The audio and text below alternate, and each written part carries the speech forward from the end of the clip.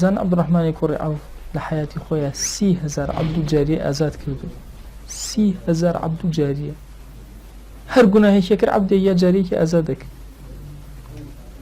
وطبعا عمر مشهورة أو بابتك هي كون أو شيخاني كون زور قرنجان بيداو بأندازي عمري خويا صدقاتيان كردو.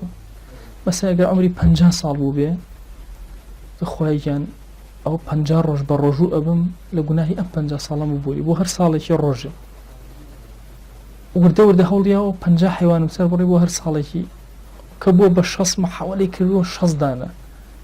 حتى ما صاب كي مدرب باسي الشيخ على دينك أفرمي عمري قشت وصو يانزا صال صو يانزا فقير راجير كردو مصاريفي إكيشا أفرمي بو هر سالكم فقير باش ما خويا بهوي أو عتقمك رزقارمك. حتى في غمري خواه صلى الله عليه وسلم أمي كردو 63 عبد جاري آزاد كردو. خوش عمري 63 عائشة رضي الله عنها بحفتها وبينجي آزاد كردو عمري خوشي حفتها وبينجي بو.